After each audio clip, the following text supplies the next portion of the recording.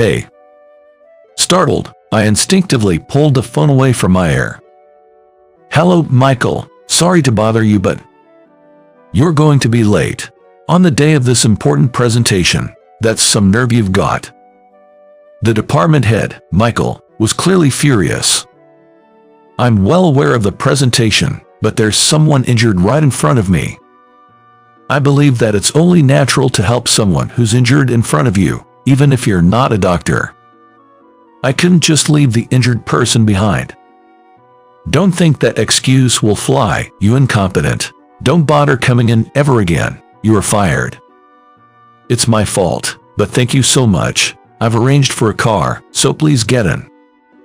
It's fine, but what do you mean by a car? Just as I muttered that, a black luxury car pulled up to the curb. Daniel, please come this way. At her urging, I got into a luxury car for the first time in my life. The car took off, leaving me clueless, and arrived at the company I work for. The same company I had just been fired from. My name is Daniel. I'm a 50-something-year-old salaryman. I used to work in sales at a small-scale company, but a few years ago, I changed jobs and now work at a medium-sized company. After graduating from a local university, I got a job in sales at a subsidiary focused on serving the local community. However, due to disagreements with the CEO, I decided to change jobs. Being a subsidiary focused on the local community meant that we were caught between our parent company and our clients. We had to generate profits or we could easily be shut down. I understand that a certain level of profit is necessary for the company's survival, but I couldn't follow the president's profit-first management style that disregards customers, leading me to decide to resign. Daniel, are you quitting? I was asked this by a customer I had been visiting for over 10 years, right at their doorstep. Yes, I'm leaving at the end of March. I'll make sure everything is properly handed over, so please don't worry. This customer had been a loyal client even before I joined a company. It's going to be lonely without you. Thank you for everything up till now. Daniel, that's my line. We laughed together. Are you going to start your own business? No, a mere salesman like me starting a business. Unthinkable. Some people of our age might leverage their experience to start their own businesses. However, I chose to leave the place I had worked for many years for a medium-sized company where I thought I could excel in sales more. Oh, are you moving far away? That's a shame. The nature of the sales work will be the same, but the products offered will be different. While it's gratifying that she would buy products from my new company out of loyalty to me, they wouldn't suit this particular customer. It's still going to be cold for a while, so please take care of yourself. Daniel, thank you so much. I said my final goodbyes to the customer and left their house.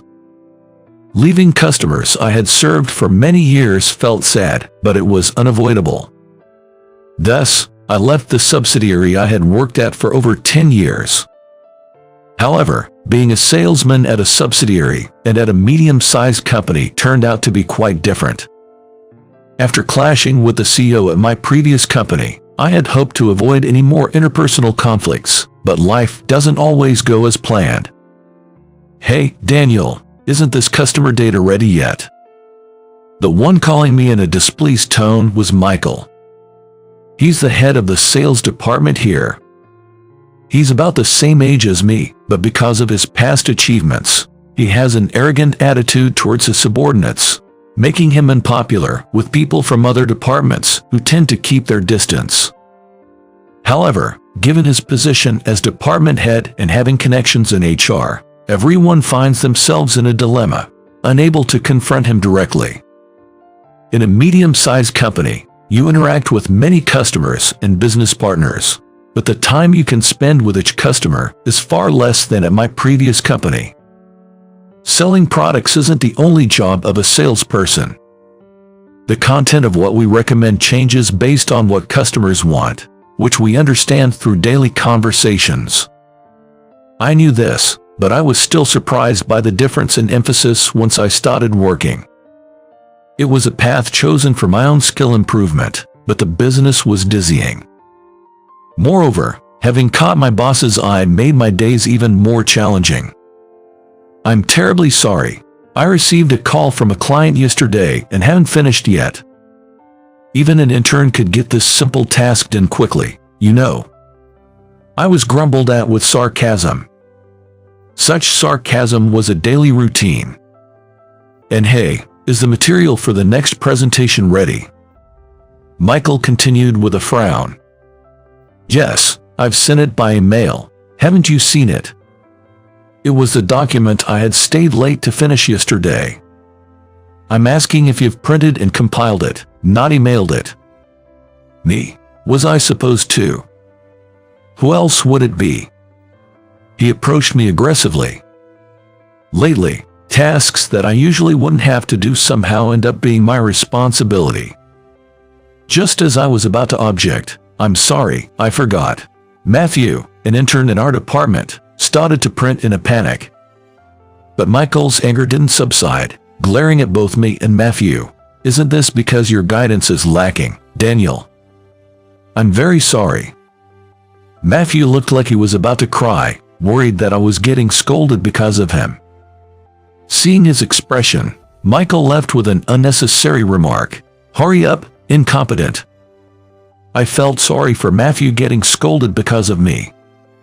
No, it's clearly my mistake, yet you're getting blamed. I'm sorry. Matthew was downcast. It can't be helped. You had to organize the customer data as well. Thank you, but why is it always you who? Indeed, Michael always seemed to target me.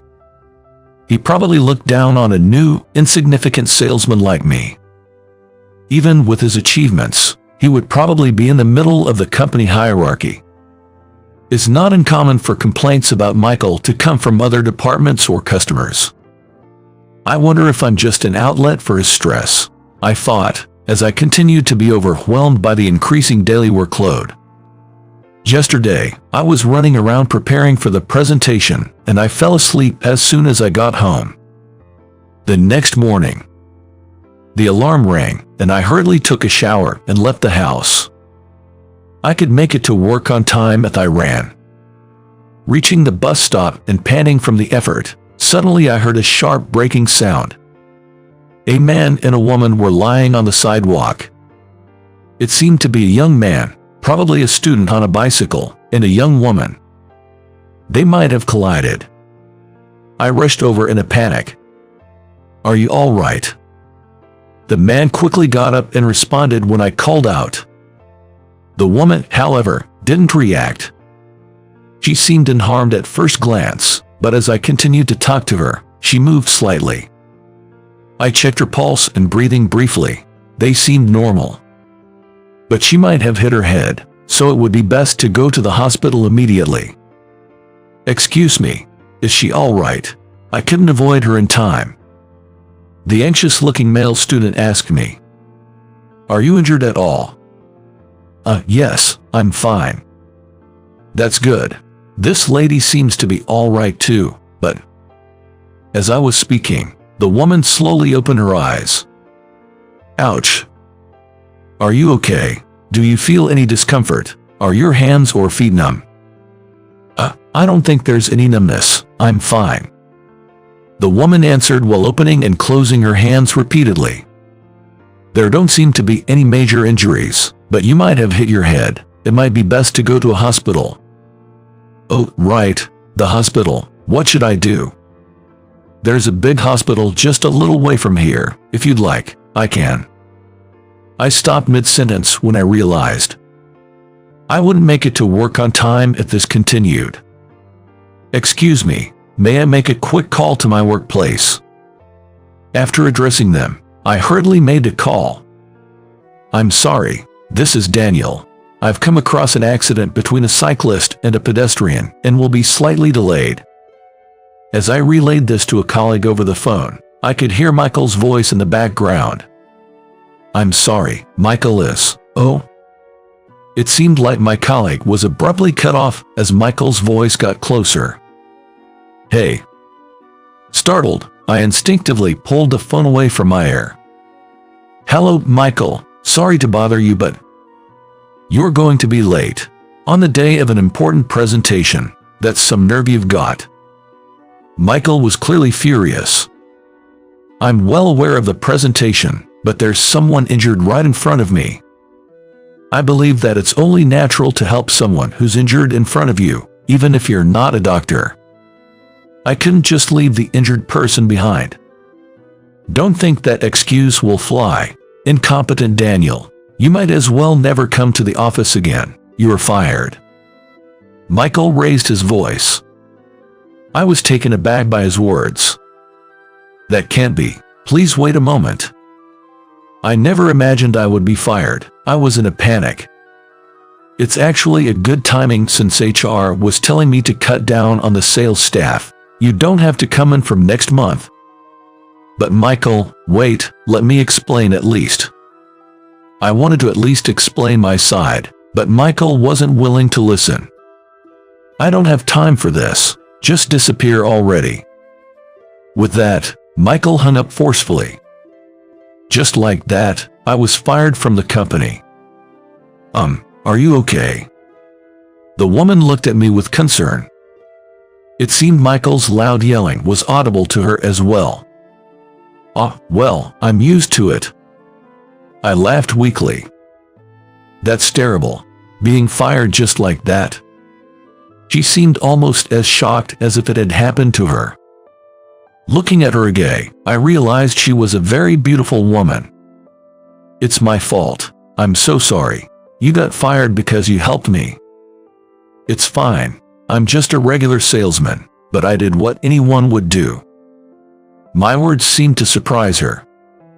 It's not just something anyone would do at all. It's such a noble act. I'm sorry for eavesdropping.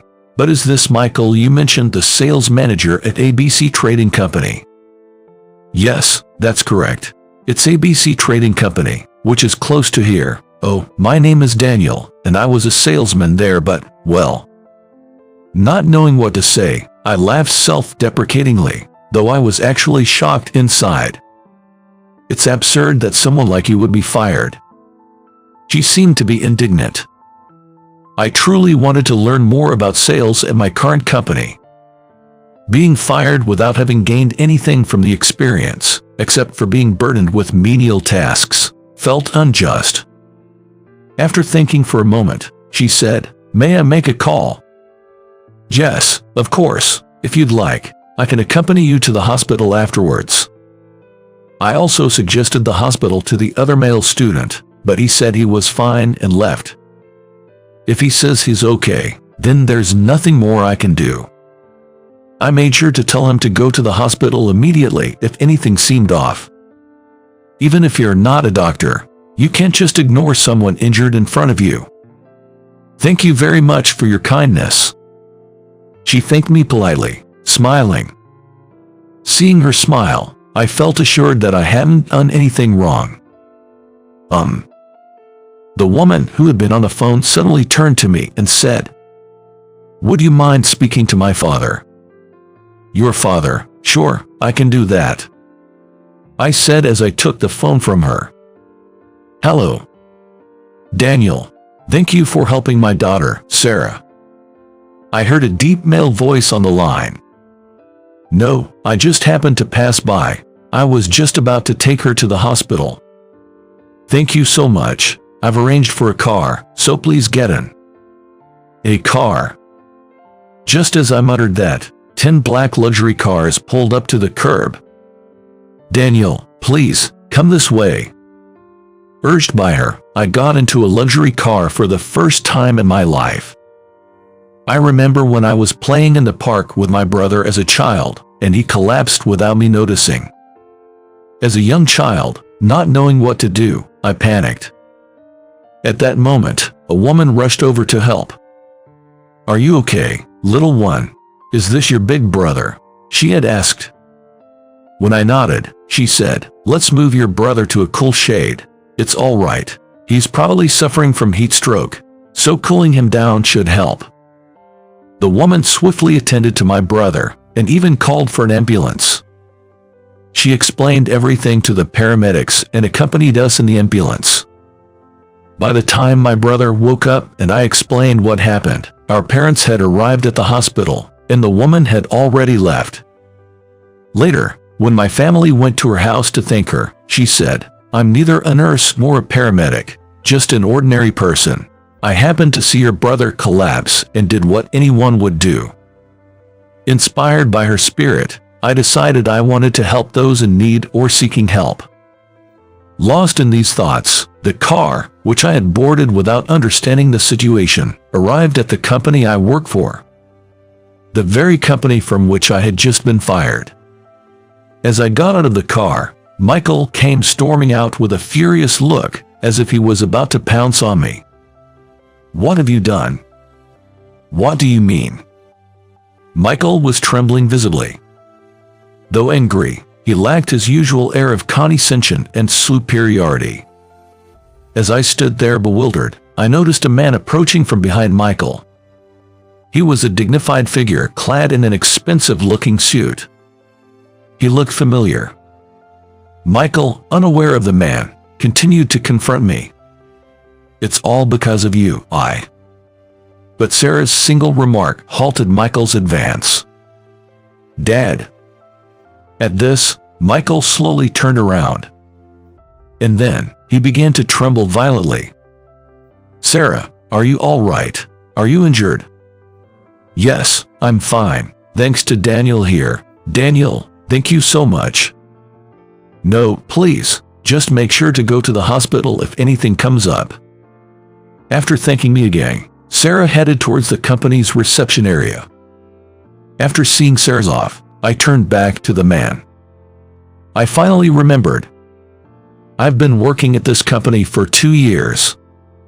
I hadn't interacted with him much, only seeing his picture on the company website, so I hadn't recognized him. "You're President Miller's daughter, aren't you?" Turns out, Sarah's father was the president of a major client company. After seeing the president of the client company, Michael, who had been silent with a pale face, nervously began to speak. President Miller, about this incident. According to Sarah, you told Daniel he was incompetent and fired, didn't you?" "Well, that's because Daniel said he was going to be late. On the day of an important presentation with clients like yourself, President Miller. I thought it was highly irresponsible." Michael explained in a voice that was barely audible, almost disappearing. "So you were saying it's okay to leave my injured daughter unattended?" "No, that's not what I meant." As Michael flistered, President Miller continued in a low, cold voice. "So if you were in Daniel's position, you would have ignored my daughter and just gone to work and carried out the presentation, is that it?" "Well," Michael faltered, his face turning pale. "If one can ignore an injured person right in front of them, they are not worthy of respect as a human being. A presentation recommended by such a person is out of the question," President Miller said firmly. Michael looked like he might collapse at any moment as he staggered backward. "Michael, I've heard you're close with the HR department, but I don't think you have the authority to make personal decisions. The final decision lies with the HR department and the president of this company. Don't get too full of yourself just because you're the head of the sales department. Daniel will not be fired." President Miller spoke with a commanding tone. Michael, looking as though he might crumble, fled the scene. "President Miller, why?" Still in shock, I asked President Miller. After receiving a call from Sarah, I was hesitant to intervene in another company's affairs, but I made some inquiries into the sales department. What I found was appalling. He's been doing as he pleases for quite some time. There's no way you could be fired. Please continue to bring smiles to many people in this company. With that, President Miller smiled kindly. His smile resembled Sarah's. "Thank you very much. I look forward to continuing to work with you." I expressed my gratitude. Thus, I was spared from being fired. Following this incident, a departmental reform was carried out by the President's orders. I was appointed to the position of section chief, and Michael, who had incurred the wrath of President Miller, was transferred to a subsidiary in a remote area. It was, in essence, a demotion. I heard through the grapevine that he was leading a gloomy life, completely disregarding his previous career. Colleagues who had been intimidated by Michael were relieved, and relations with colleagues from other departments and clients improved. I dedicated myself to my work, making meaningful contributions both inside and outside the company. Daniel, are you available right now? Yeah, what's up? Matthew approached me. A client called with a concern. Got it, put them through to me. Sorry to bother you when you're busy. I'm really glad that we've come to have such casual conversations. With Michael gone, the atmosphere in our department has improved significantly. Everyone is working more freely, with a healthy sense of tension. It's an environment where even small concerns can be shared. I believe these small accumulations are key to maintaining good relationships with our clients. Sarah was taken to the hospital for a checkup just to be safe, and thankfully, everything was normal. Recently, as a gesture of gratitude, President Miller invited me out for a meal, and we went to a high-end seafood restaurant. Dining with President Miller was quite nerve-wracking, but Sarah was there too, sharing various stories, which made for an enjoyable time. If I had gone to work as usual that day and attended the presentation, I might not have been there to help.